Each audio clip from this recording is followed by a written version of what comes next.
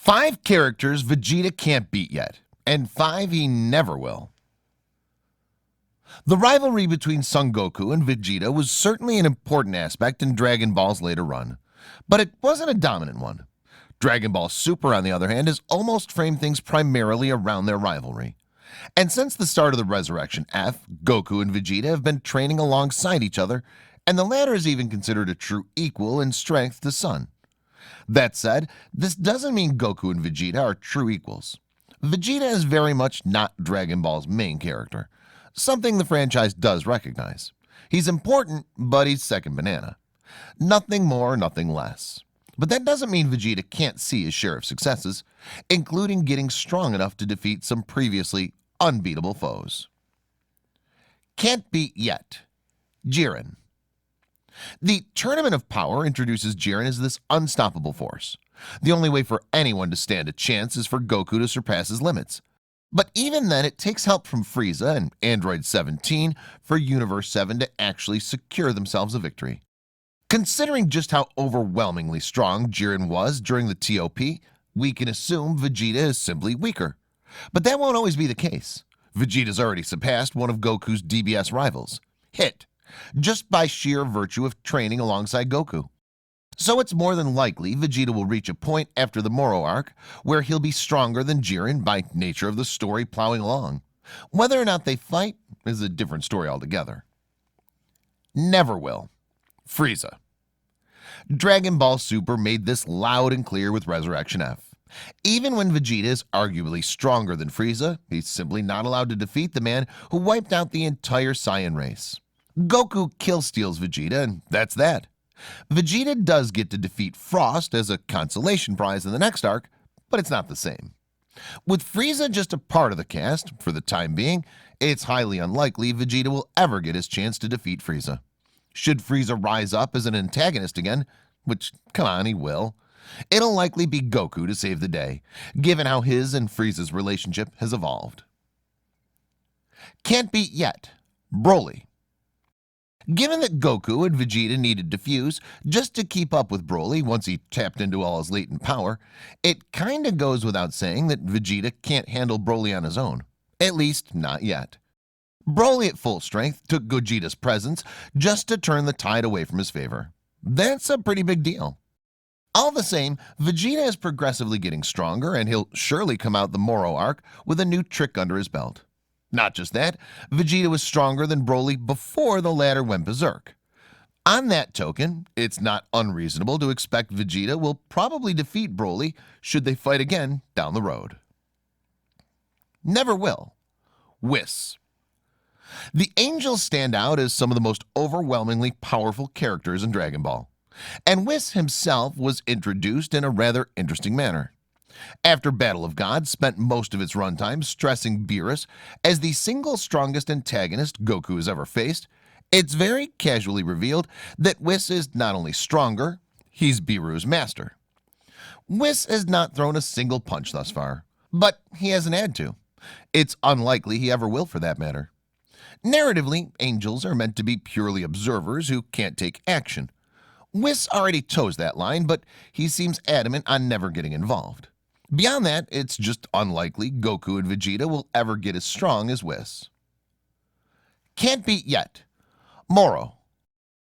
We're not saying that Vegeta is going to throttle Moro the way that Gohan did Cell, but it's very much worth pointing out that Goku has already arrived on Earth to fight Moro, while Vegeta hasn't.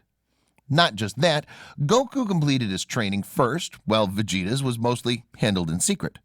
Their roles have been flipped heading into the Moro arc's endgame. Beyond the structure of the finale being interesting, it's entirely possible we'll see Vegeta finishing off Moro. He can't defeat him yet, he hasn't shown off the fruits of his labor yet, but don't be surprised if IU Goko wears Moro down and can't finish him off, leaving Vegeta to pick up the pieces. Never will. A movie villain. In actuality, it would make perfect sense for Vegeta to defeat a movie villain.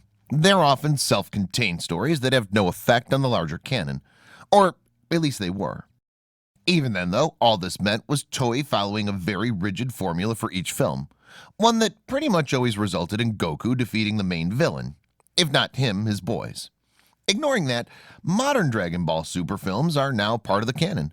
Or at least they lay the groundwork for canon to be adapted from in the case of the DBS anime. Though who knows if we'll get a Broly retelling.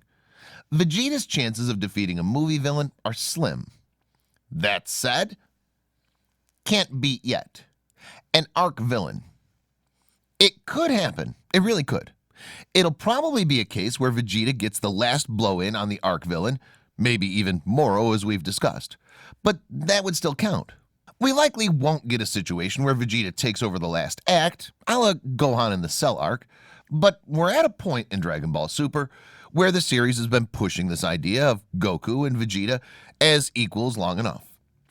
Goku is the clear main character and tends to have the deepest connections to the arc villains, but that doesn't mean Vegeta can't finish things off at least once. It makes sense considering the direction Dragon Ball Super's going in. Never will. Beerus. Goku and Vegeta will almost certainly fight Beerus at some point before Dragon Ball Super ends, if not as it ends. In the manga, Vegeta's even fought Beerus a few times. Granted, it's always been in training sessions where Beerus wastes Vegeta, but it's something to make note of. All the same, it's unlikely Vegeta would ever beat Beerus. Even if one of the two Saiyans were to defeat Universe 7's God of Destruction, they won't, it certainly wouldn't be Vegeta. Beerus has a deeper connection with Goku, and while Vegeta trains with Beerus more often, Dragon Ball is still Goku's story first and foremost. Regardless, neither one of them is defeating Beerus. Can't beat yet. A real God of Destruction. Vegeta does manage to ring out Toppo during the Tournament of Power to his credit, but Toppo was not an official God of Destruction. Perhaps he was channeling their power as much as he could, but it's obvious that the main cast aren't at God of Destruction level quite yet. Plus, Vegeta wins by ring-out. It's entirely possible Toppo would have beaten him in a real fight. But Vegeta's time will surely come, as will Goku's. This is actually an area where Vegeta could beat Goku to the punch-in. There are plenty of Gods of Destruction to choose from, and giving Vegeta a major win like this before Goku is a nice way of giving Vegeta an edge while recognizing his place in Dragon Ball. Speaking of, never will. Son Goku. Vegeta's never beaten Goku, and he never will. Both his victories against the lower class Saiyan aren't exactly wins. While Vegeta could have won their fight during the Saiyan, that much is undeniable, Gohan and Krillin interrupt the battle before Vegeta can finish off Goku. During the Buu arc, the fight was already over when Vegeta knocked Goku out. Either way, Vegeta is the perpetual rival. He's not meant to defeat Goku, and that was kind of the point of his arc originally. There's a reason Vegeta's last big character beat in the original Dragon Ball is monologuing about how he's content with Goku being number one. Vegeta may be keeping up these days, but he'll never beat Goku. Well, there you have it. This is our list of 5 characters that Vegeta can't beat yet, and 5 that he never will. If you enjoyed this, make sure to hit that thumbs up button, and if you want to see more videos like this, don't forget to subscribe with notifications on, so you won't miss any future uploads.